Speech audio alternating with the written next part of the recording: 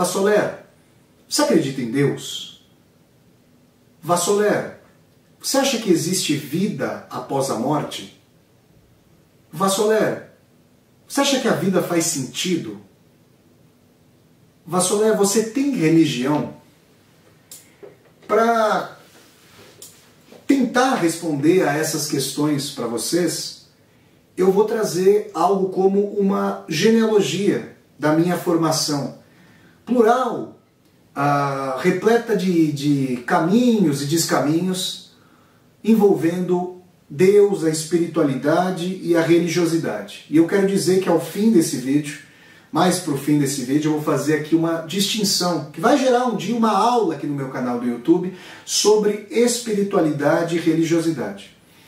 E antes de começar, eu quero dizer a você que se você for até a lupa de procura, a lupazinha de procura do meu canal, e colocar algumas tags, algumas palavras de referência como Deus, transcendência, espiritualidade, religião, profeta Maomé, Jesus Cristo, Allan Kardec, você vai encontrar muitas aulas, muitas resenhas de filmes e de livros, leituras de Vassoler sobre a questão eterna de Deus e da espiritualidade. Tá bom?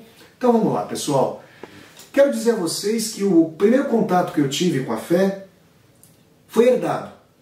Não fui eu que cheguei até ele, mas foi ele que chegou até mim por intermédio dos meus pais. Meu pai e minha mãe eram católicos e eu fiz primeira comunhão por influência dos meus pais, sobretudo ali da minha mãe. Até então, meu mundo parecia regido por perguntas e respostas estáveis. Eu tinha pais maravilhosos, a minha avó cuidava de mim e da minha irmã, meu pai e minha mãe trabalhavam fora de casa, quem ficava conosco quando nós éramos crianças era minha avó, e era uma vida, uma infância lúdica, lírica, de muitas brincadeiras, de muito amor e carinho. Até que há exatamente 25 anos, então é muito sintomático e simbólico que eu faça esse vídeo falando sobre o que eu penso a respeito de Deus hoje, 27 de outubro de 2021. Por quê? Porque exatamente 25 anos, no dia 27 de outubro de 1996, falecia a minha avó Nena. E eu nunca vou me esquecer do que eu senti naquele dia e durante muito tempo depois do falecimento da minha avó, com um luto duríssimo. E eu vou dizer a vocês que ali, não tendo completado ainda 14 anos, como eu ainda não completei 40 anos, eu senti que a vida ficou mais densa. Eu senti que eu comecei a olhar para a caveira do Hamlet, a respeito do ser ou não ser. Eu senti que as questões que depois eu encontraria nos livros de literatura, de filosofia, se materializavam na minha frente, sem que eu soubesse naquele momento, sempre e quando eu olhava para minha avó no velório. Pai, mãe, onde a avó está agora? Para onde é que ela foi? O espírito dela está com Deus? Está resguardado? Eu não vou mais poder abraçá-la? Eu não vou mais poder beijá-la? Porque ela foi minha avó. Onde ela vai? Aonde ela vai? A gente vai se reencontrar de fato? Meu pai e minha mãe diziam palavras que antes, com a minha avó ali, vivaz, passando o bolinho de chuva a cada sábado, sempre que chovia, lá no quintal de casa, havia telhas brasilite e a chuva tamborilava forte pelo telhado. E eu me lembro de que minha avó falava, olha, escuta, ela falava assim, escuta a fritura, o bolinho fritando, parecia o tamborilar da chuva pelas telhas brasilite. Eu nunca mais, então, ia ajudar minha avó a passar ali o açúcar e a canela no bolinho de chuva? Como é que era isso? Eu nunca mais ia ouvir a minha avó falando vá, vá, vá, falando os palavrões lá em italiano, ela é italianófila. Nunca mais ia abraçar minha avó, ia beijar minha avó. Essas eram questões ali que me inquietavam, não por uma procura, mas porque elas chegaram até mim de forma inescapável. E a estabilidade das respostas que eu tinha até então foi completamente transpassada por uma pletora de perguntas. Essas perguntas que eu estou fazendo a vocês. Perguntas que o Hamlet, grande personagem de Shakespeare, fez com a sua caveira em riste. E naquele momento, a fé tradicional que eu havia herdado não me pareceu mais suficiente, com todo respeito às pessoas que são católicos e católicas, com todo respeito, mas aquela fé tradicional que eu havia herdado dos meus pais, ela me pareceu ali aporética, me pareceu misteriosa por demais. O que antes era algo que eu abraçava tranquilamente, o mistério, minha família estava ali, as pessoas mais fundamentais da minha vida estavam ali, agora me parecia um véu de dor, um véu que me apartava da minha avó. E depois que morre um grande ancestral, uma pessoa muito amada, você passa a ter medo do falecimento de outras pessoas, seu pai e sua mãe. E naquele momento, aos 14 anos, a minha primeira aproximação com o ateísmo foi por essa inquietude, por esse véu de mistério que caía sobre mim com muito peso. Se antes ele me guarnecia com a proteção de casa, agora ele parecia muito pesado. Ele parecia comportar aquilo que Carlos Drummond de Andrade chamaria de o sentimento do mundo.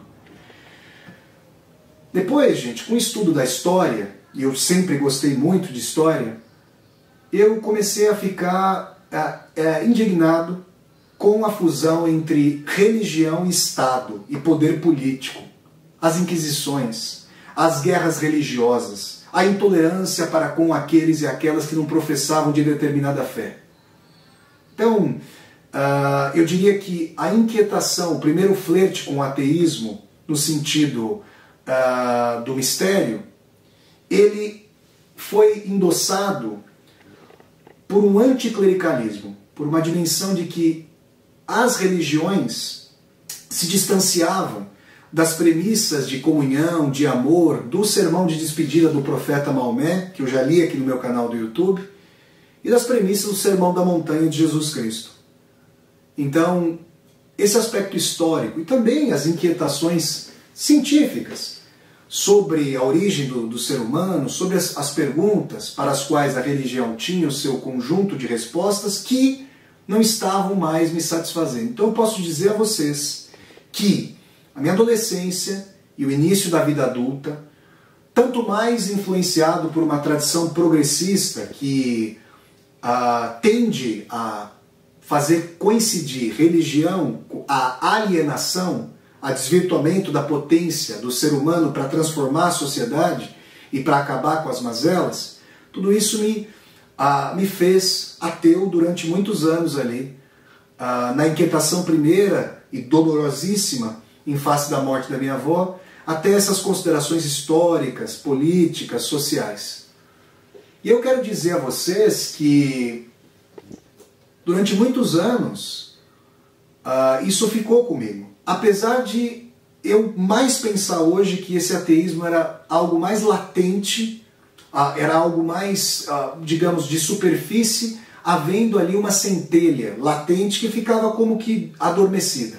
Vocês sabem que uma semente guarda o princípio de vida por milhares e milhares de anos, mesmo estando ali numa cripta com pouca luz dentro de uma pirâmide egípcia. Agora basta que uma nesga de luz possa afagá-la para o princípio de vida ali florescer. E o contato com Fyodor Dostoiévski, o contato com inquietações espirituais, com a indagação sobre o sentido da vida, de onde é que a gente veio, para onde é que a gente vai, há algum sentido para a vida. Esse contato filosófico, existencial, reflexões sobre se a mudança histórica e política exaure a vontade humana de esperança e utopia, uma dimensão sobre se existe alguma coisa para além da vida, uma dimensão sobre aquilo que eu vou chamar de dúvida a respeito de casos, de relatos de psicografia, paranormalidade, parapsicologia, tudo isso passou a me inquietar.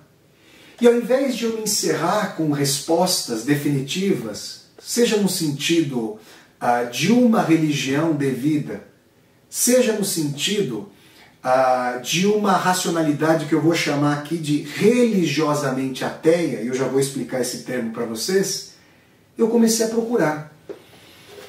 Eu frequentei igrejas protestantes, eu retornei à igreja católica e conversei com muitos amigos e familiares que eram católicos. Eu fui a centros espíritas, li a obra, os 5 livros fundamentais do Allan Kardec, o mais central dos quais já foi resenhado aqui no meu canal do YouTube, o Livro dos Espíritos. Vocês podem procurar resenhas que eu fiz sobre o Livro dos Espíritos.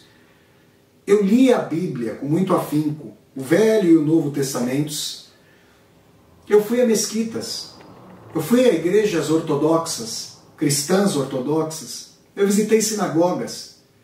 E esse meu nomadismo, que é um nomadismo das viagens, um nomadismo cultural, um nomadismo imaginativo, um nomadismo literário, ele também é um nomadismo espiritual, transcendendo as religiões. Nós, muitas vezes, somos criadas e criados para pensarmos numa dimensão de verdade unívoca, fechada dentro de um conjunto específico de credos. Mas eu comecei a pensar, eu não me considero melhor do que ninguém.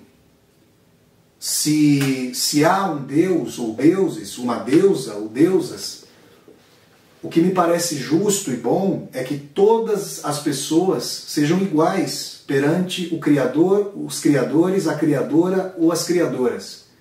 Nesse sentido, se alguém é cristão porque é brasileiro ou brasileiro, e se alguém é, digamos, muçulmano ou muçulmana porque nasce na Arábia Saudita, ou budista porque nasce no Japão, isso tem a ver com a dimensão do nascimento, da peculiaridade cultural.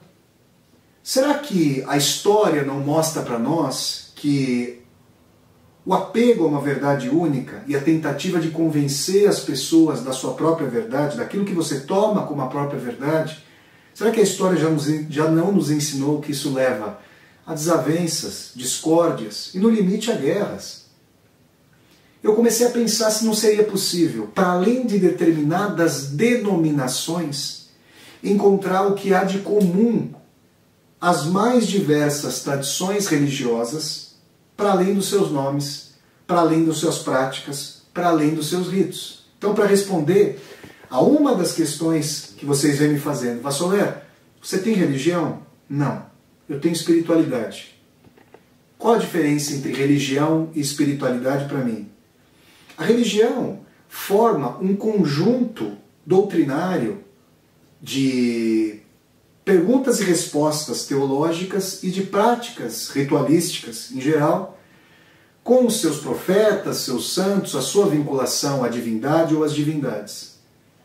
Só que como eu fui estudar a história, a cultura, a antropologia, a história, o estudo comparado dos diversos povos e das diversas culturas me levou a pensar tanto em suas peculiaridades, respeitando as suas respectivas práticas religiosas, como também a pensar em que essas práticas se conjuminavam.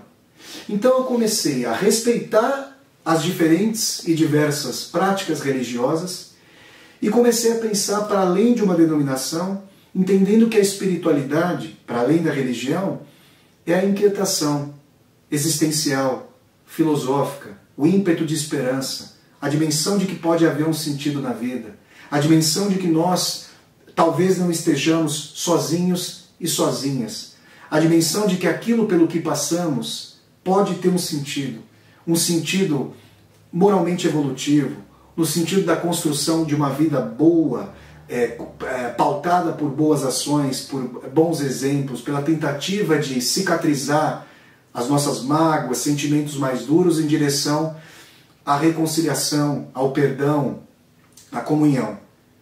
Foi assim que eu comecei a entender que a espiritualidade era um caminho de reconciliação, de proximidade entre as pessoas e de inquietação filosófica que me municiava.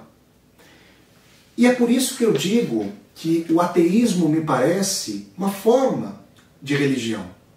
Eu me lembro de que quando eu era ateu, a minha verve ao defender um ponto de vista sem Deus ou anticlerical, ela só tinha, digamos, um sinal trocado, não religioso, em relação aos religiosos. Era uma verve que, ao longo da história, também trouxe os seus exemplos de fanatismo. O fanatismo terrível, trágico, com vários exemplos ao longo da história, ele não é um fanatismo apenas e tão somente com as religiões, com as divindades. Ele também pode ser um fanatismo sem as religiões, sem as divindades.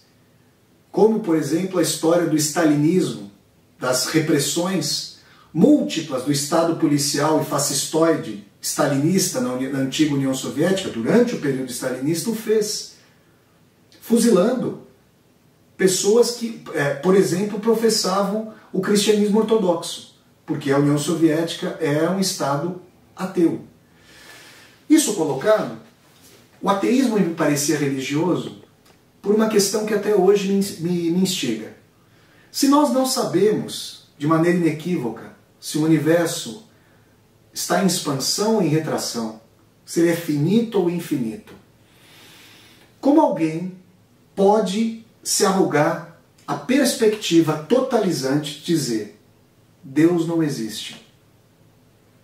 Eu também poderia usar esse raciocínio agnosticamente. Me parece que o agnosticismo, ao menos em termos racionais, e uma vez que não há comprovação cabal sobre a existência de Deus, me parece que racionalmente o agnosticismo faz sentido, eu também poderia dizer, muito bem, se não é possível dizer que não existe em termos cabais, ainda que não haja comprovação, é possível dizer que existe? Eis a questão. Então, o ateísmo me parece religioso ao professar uma certeza que a religião, em outro sentido, com o sinal trocado, dizendo que Deus existe ou que deuses existem, também afirma.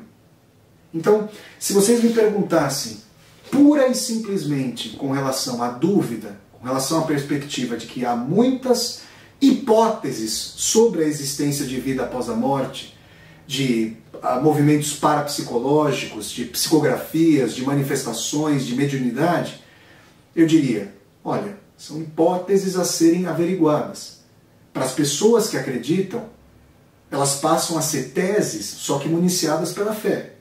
Uma vez que a pessoa pode ter vivenciado uma situação, pode acreditar que existam espíritos, pode acreditar que exista vida após a morte, pode realmente ter uma configuração de que tudo isso existe, mas de forma cabal, as pesquisas científicas ainda, que não significa que não vão fazê-lo, mas ainda não comprovaram. Vejam que eu uso ainda, pode ser que o comprovem. Se você tem curiosidades como eu a esse respeito, procure, por exemplo, o Núcleo de Estudos, Núcleo de Pesquisas em Espiritualidade e Saúde, NUPES, da Universidade Federal de Juiz de Fora. O professor Alexander Moreira, que é psiquiatra, vem fazendo pesquisas muito sérias a esse respeito. Procure o NUPES, da Universidade Federal de Juiz de Fora, e leia os artigos, as publicações sobre parapsicologia e mediunidade. Isso colocado, o que é uma vida eivada de sentido? É a possibilidade de que cada ferida aberta possa ser reconciliada, que as despedidas possam ser até logo e não adeus, que os momentos de agrura possam ser caminhos de trevas, de trevas, de agonia, buscando nesgas de luz, aconchego, acalento, comunhão. Quero dizer a vocês também que a experiência com o ayahuasca, né, um chá de cipó usado em rituais xamânicos, ali na região da bacia do rio Amazonas, né, em comunidades indígenas tanto do Brasil quanto do Peru, o ayahuasca também abriu a possibilidade de eu pensar, de eu vivenciar e pensar, de eu vivenciar situações e pensar sobre situações em que o ego não seria o centro de todas as coisas. O eu, que muitas vezes clama por comunhão, na amizade, no amor, na profissão, no ímpeto criativo, que haveria um acalento, um amor cósmico maior, uma inteligência de guarida.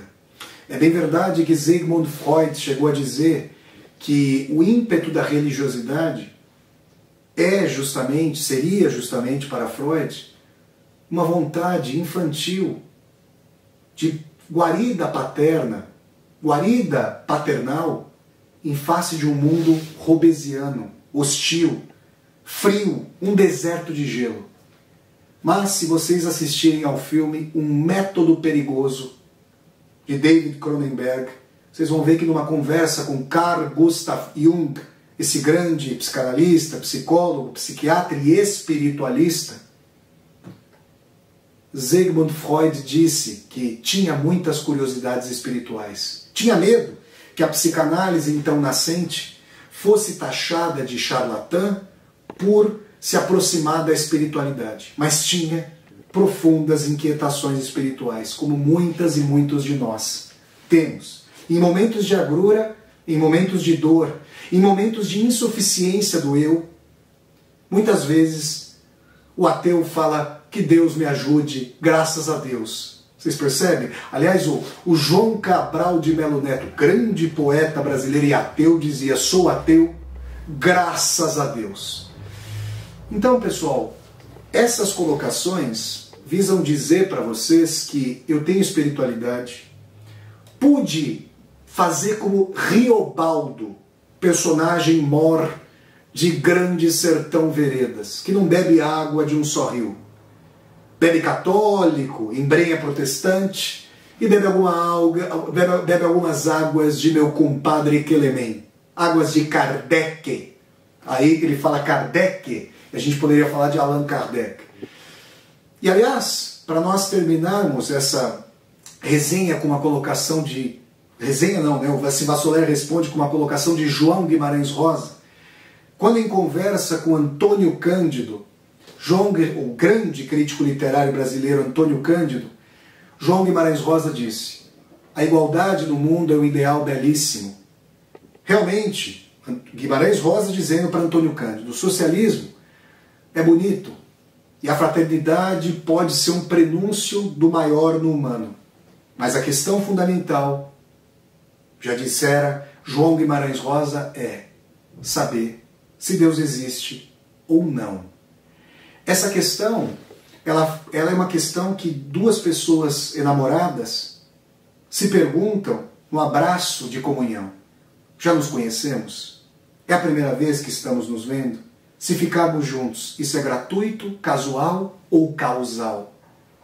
O encontro com o pai, com a mãe, a dimensão de uma possibilidade de além-mundo, tudo isso é o sentido ele próprio ou uma justificativa? Como que um amparo para suportar essa vida? Seria possível suportar a vida sem ilusões, caso o ateísmo esteja certo? Será que não há ilusões no amor, no trabalho, no time de futebol, no Coringão e assim por diante? São questões aí que este canal do YouTube, de maneira arejada, não dogmática, aberta, sempre trará para todas e todos vocês. Então, pessoal, esse foi o Vassoler Responde. O que eu penso sobre Deus? Se vocês gostaram de mais esse Vassoler Responde, deem um like no vídeo, curtam o vídeo, disseminem esse vídeo pelas redes sociais, para que nós possamos chegar cada vez mais e mais pessoas.